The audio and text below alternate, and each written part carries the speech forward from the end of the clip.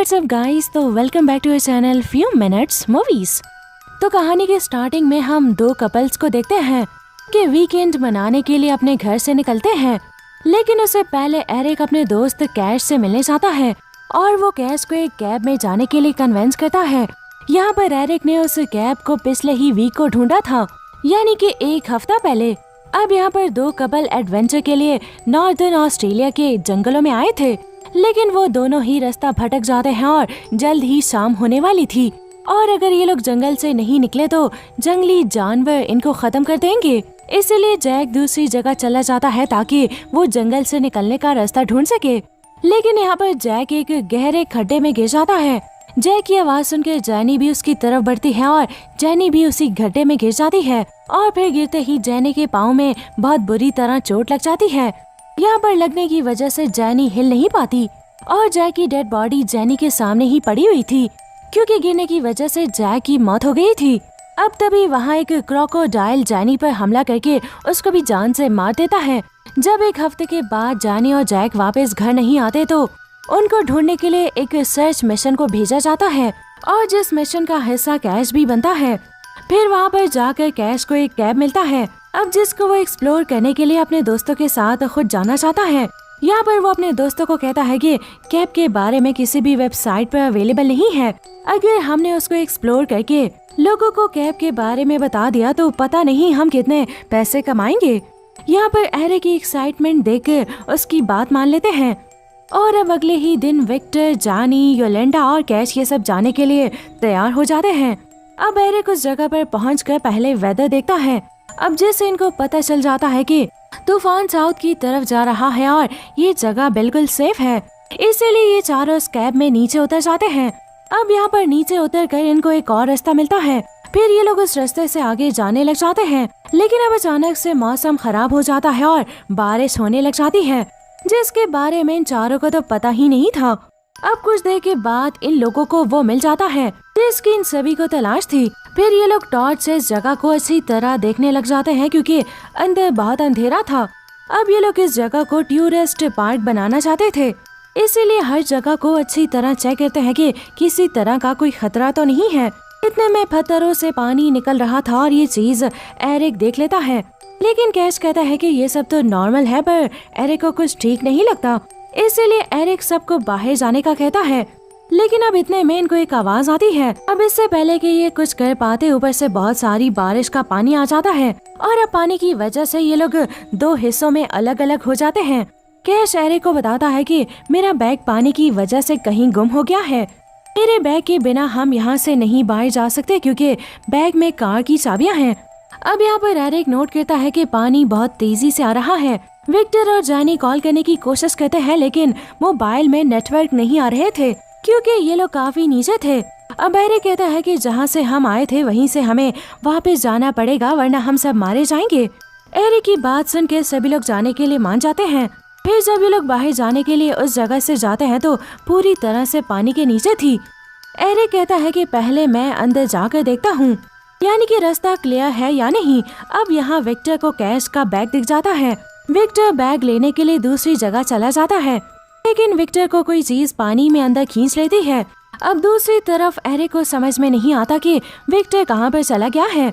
अब उसको ढूंढने के लिए ये सभी लोग जा ही रहे थे कि अचानक से विक्टर को लेकर क्रोकोडाइल ऊपर आता है। ये देखकर सभी लोग बहुत डर जाते हैं और अब सभी लोग पानी से निकल जाते हैं, लेकिन विक्टर अभी तक पानी में ही था। अब कैश उसको पकड़कर बाहर निकालता है, लेकिन ये बॉडी किसी और की ही होती है। इतने में फिर से विक्टर ऊपर आता है। एरिक अपनी जान की परवाह किए बिना पानी से विक्टर को बाहर निकालता है। यहाँ पर विक्टर का बहुत खून निकल रहा था और उसको हॉस्पिटल जाने की जरूरत थी, वरना वो मारा जाएगा। अब जल्दी से एरिक उसको पेन किलर देता है। कैश कहता है कि कुछ भी करके हम सबको यहाँ से जाना होगा, लेकिन सभी लोग पानी में जाने से डर रहे थे, क्योंकि क्रोकोडाइल अभी भी पानी में ही मौजूद था। अगर ये पानी के अंदर जाते हैं तो वो इन पर हमला कर देगा। अब इसीलिए सभी लोग फैसला करते हैं कि हम पानी कम होने का इंतजार करेंगे। लेकिन यहाँ पर एरिक जानता था कि बहुत ही जल्द ये पूरा कैब पानी के अंदर होगा, इसीलिए वो कैश को अपने साथ रास्ता ढूंढने का कहता है। यहाँ पर एरिक कैश को समझाने की कोशिश करता है कि एरिक कहता है कि यहाँ से बाहर जाने का कोई और रास्ता नहीं है। फिर कैश कहता है कि अच्छा रुको, मैं कुछ सोचता हूँ। तभी कैश को वहाँ एक बॉडी नजर आती है जो कि जापानीज कपल में जैनी की थी, जिसको क्रोकोडाइल ने मार दिया था। अब यहाँ पर कैश जैनी की बॉडी को पानी में फेंक देता है। फिर फौरन से क्रोकोडाइल आके जैनी की बॉडी को खाने लग जाता है।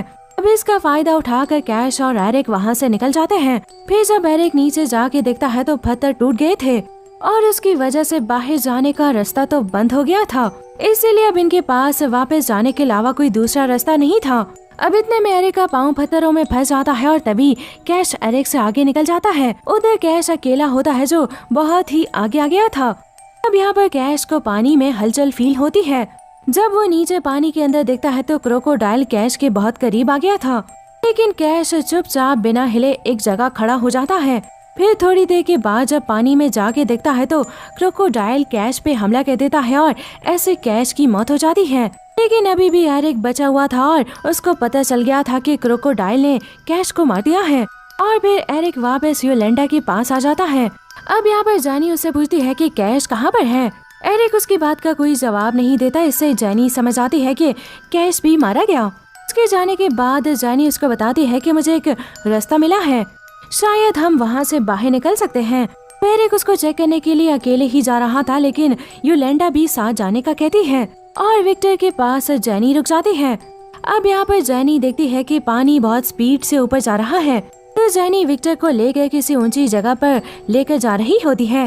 लेकिन फिर तभी जैनी को कैश का बैग नजर आता है जिसमें कार की चाबियां थी और अब जैनी बैग लेने के लिए पानी में उतर जाती है, ये जानते हुए कि क्रोकोडाइल अभी भी पानी में ही है।